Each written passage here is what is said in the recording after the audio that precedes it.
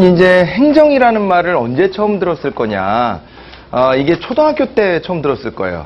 뭘로 들었을 거냐면 삼권 분립이라고 하는 걸 공부할 때 그때 처음으로 좀 접해보지 않았을까 싶습니다. 그거 한번 확인해 볼까요?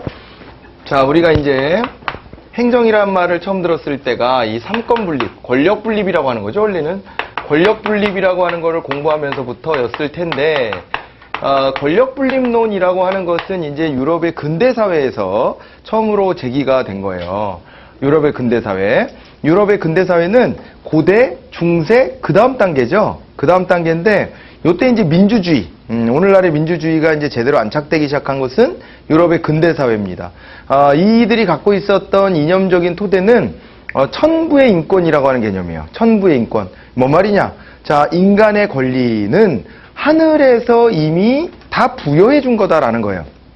그러니까 이 권리가 국가에 의해서 부여가 된다거나 혹은 이제 왕에 의해서 부여가 된다 그러면 우리가 그들에게 종속될 수밖에 없잖아요. 그런데 이거를 애시당초부터 인간이란 이유로 하늘로부터 권리를 부여받았다라고 하면 그러면 그 누구도 나의 권리를 침해할 수 없는 거예요. 함부로 침해할 수 없어요. 그죠? 내가 동의해 주지 않는 한 내 권리를 침해할 수 없는 것이 되는 거죠. 이거를 우리가 천부인권 사상이라 그러고 그거에 기반을 두고 사회계약이라는 걸 맺어서 국가를 만들었다 이렇게 보는 거예요. 그러니까 국가도 만들어진 이유가 우리가 천부인권을 가지고 있는데 우리의 동의에 의해서 국가를 만들었다는 겁니다. 그렇죠? 그러면 이제 국가가 존재하고 내가 존재하는 게 아니라 내가 존재하고 국가가 존재해. 내가 존재하고 국가가 존재한다. 그렇기 때문에 국가는 나를 위해서 복무해야죠? 그렇죠. 왜냐하면 내가 계약 맺어서 국가를 만들었는데 국가가 나를 위해서 일하지 않고 국가가 국가를 위해서 일하거나 특정인들을 위해서 일한다면 나는 내 권리가 있는 만큼 그 국가의 지분이 있잖아요, 지금. 계약을 깨트릴 수 있다. 이런 논리가 가능해지죠. 이게 유럽의 근대사회에 막 시민혁명 벌어지고 막 이런 게 있습니다. 그래서 기존의 왕정을 이제 밀어내고 민주주의 체제를 갖춰가는데 그때 이제 벌어졌던 논리예요, 이것이. 그 논리를 바탕에 까시고 그 논리를 뒷받침해줬던 것 중에 하나가 바로 권력분립론이에요. 예전에는 왕이 모든 권력을 혼자 다 쥐고 있었잖아요. 천부인권보다 앞서서 생겨났던 논리는 왕권 신수설이라고 하는 거였어요.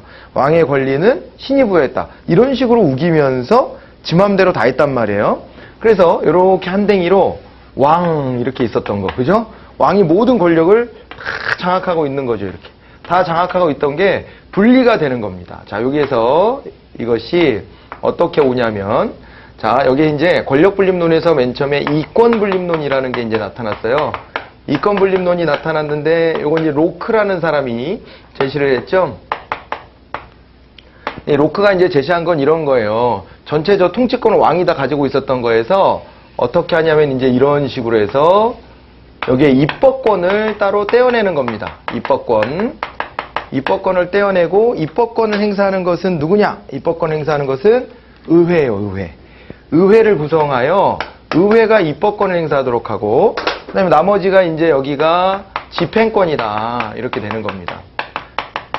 그러니까 왕이 혼자서 통치권을 전부 다 장악하고 있었다면 통치권을 왕 혼자서 다 장악하고 있었다면 그러면 이거를 갖다가 이제 쪼개서 입법권을 따로 떼어낸 거죠. 떼어냈어요. 떼어내고 영국 같은 경우에는 아예 요 입법권을 가지고 있는 의회가 구성되었을 때 의회 구성원들이 요 집행권을 담당하는 총리와 장관 요거를 이제 합쳐서 우리 내각이라 그래요. 캐비넷 내각이라는데 그것도 구성하자. 이런 식의 의원 내각제를 만들어 버린 거죠. 영국 사람이에요, 로크가. 그래서 로크가 영국의 혁명 과정에서 이런 이론 틀을 제시했고 실제로 영국이 만든 제도가 이렇게 돼 있는 거예요. 의회를 국민들이 선거를 통해서 뽑아주면 시민들이 선거를 통해 뽑아주면 의회 의원들끼리 모여서 집행권을 담당할 우두머리를 자기네 안에서 뽑아서 여기로 보내버리는 거예요. 그게 지금 영국의 총리예요. 총리, 수상, 총리. 그리고 그 장관들도 같이 구성해서 의원들이 가서 맡아. 그러니까 여기에 이제 집행권의 수뇌부를 다 의회 의원들이 장악을 해버리는 거죠. 이거를 우리가 의원 내각제다라고 얘기하는 거예요. 의원이 내각을 구성한다. 의원 내각제. 그러다 보니까는 이게 왕은 이제 뒷방으로 밀려난 거고, 그죠? 그 누구도 이 정치 권력을 자기의 것으로 만들 수가 없게 된 거죠.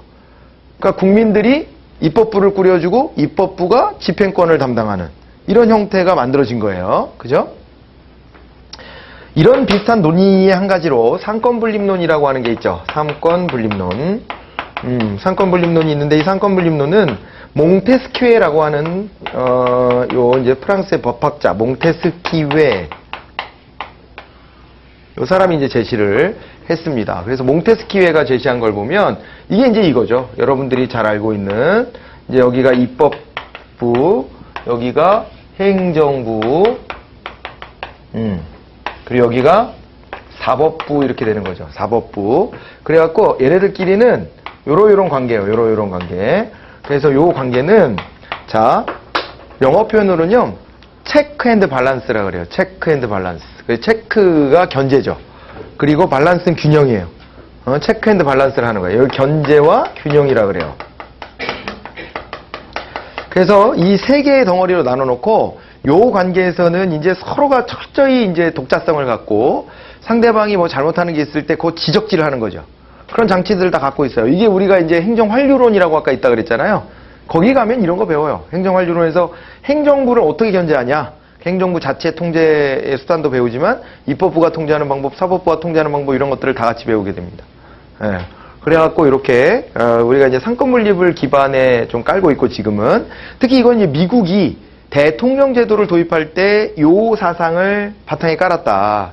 우리도 대통령제다 보니까 요거를 되게 중요하게 보는 건데 이 대통령제에서는 이렇게 했죠. 얘네랑 구성하는 게 좀 다른 게 입법부는 입법부대로 국민들이 뽑아서 의회를 구성해주고 그 다음에 여기 행정부라고 한 거 있죠. 행정부의 우두머리를 대통령을 국민이 직접 선출해주는 거죠. 얘랑 다르지. 얘랑 달라. 국민이 직접 여기도 선출하고 여기도 구성을 따로 해주는 거예요. 선거를 통해서. 사법부도 선거를 통해서 하는 방법도 있을 수는 있지만 여긴 전문성이 더 필요하다. 법률 전문가가 가야 된다라고 하는 것 때문에 그렇게는 못하고 대통령을 거쳐서 사법부의 수장을 임명하는 방식으로 하고 있긴 한 거예요. 네, 그런 거고 일단 국민들이 이거를 구성해 준다라는 그리고 이제 서로가 견제하게 만들었다라는 그런 특징을 갖는 게 대통령제다 이렇게 생각하시면 딱 돼요. 알겠죠? 그래서 요 속에서 이제 행정이란 말을 이렇게 이제 보게 된 거예요. 그죠? 여기에 행정이란 말이 이렇게 이제 튀어나오게 됐네요. 맞아요? 그렇습니다. 그런데 행정부가 하는 역할에 대해서 연구한 것은 대체로 정치학이 그냥 다 해버렸어. 정치학이 요 의회 구성이나 의회가 뭐 결정하고 하는 거에 대한 연구를 하잖아요. 이것뿐만 아니라 그냥 행정부가 요거를 집행해 나가는 것까지도 다 한꺼번에 정치학 쪽에서 연구를 진행했다. 그래서 행정학의 독자성이라는 게 잘 없었고 유럽 역사가 미국보다 깊으니까요. 유럽에서는 그래서 행정이라는 것을 다룰 때는 정치학 영역에서 다루든 아니면은 행정법이라 그래서 원래 이쪽은 독일이나 프랑스는 법학이 발달되어 있는 나라거든요. 이제 법학의 맥락 속에서 행정법이라는 영역도 있으니까 그러면서 행정을 그냥 간접적으로 다뤘다 정도 이렇게 보시면 돼요. 왜 그러냐면요. 초기에 있잖아요. 초기에 이게 보면은 이래요. 초기에 보면은 행정부가 독자성을 갖고 움직인다라고 하기보다는 입법부의 우위가 훨씬 더 크게 작동을 합니다. 왜냐하면 그 전에 통치권을 왕이 혼자 다 쥐고 내 말을 들어라. 내 말을 듣지 않으면 처벌하겠다. 이러고 이제 아주 강권 통치를 했잖아요. 그런 통치 구조에 놓여져 있다 보니 어떻게든 이거를 우리가 좀 요 속에서 권리 침해받는 것을 막아내야 돼요. 막아내야 되기 때문에 우리 국민들이 다 같이 가서 뭐 으쌰으쌰 하기는 어렵고 매번 그러기는 어렵고 그렇다면 이제 우리를 대표할 수 있는 의회 구성원들을 꾸려서 의회가 주도하게 하자는 게 핵심이었던 거예요. 의회가 주도하게 하자. 이게 국민의 대표자들이니까 의회가 이걸 대신하게 하자라는 생각이 있었고 그러다 보니까 입법부의 힘이 굉장히 강력한 거예요. 입법부가 어떤 사안을 결정해주면 그러면 행정부는 그냥 그거를 집행하기만 하는 거야.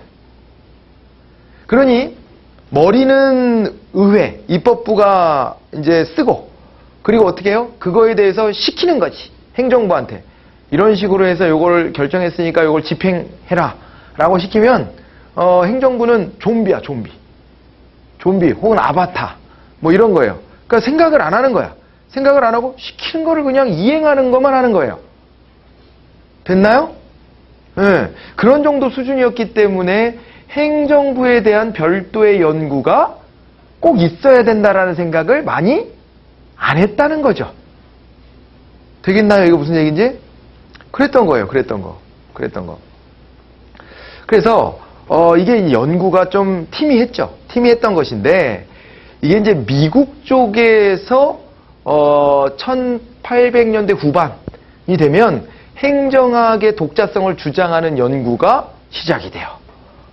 예, 그래서 유럽이 더 역사는 깊지만 유럽에서는 행정학에 대한 연구가 활발하지 못했고 별도로 이렇게 활발하게 연구를 하지 못했고 미국도 이제 그런 흐름들을 따라가다가 1800년대 후반이 되면은 그때 가면 이제 행정학의 독자성을 강조하는 목소리들이 생겨났다. 그래서 우리 행정학 공부를 할 때는 미국 학문을 공부하는 거다 이렇게 생각하시면 돼요. 미국의 학문을 공부하는 거로구나 이렇게 생각하시면 된다. 미국에서 이게 안착이 돼서 미국에서 논쟁이 굉장히 활발하게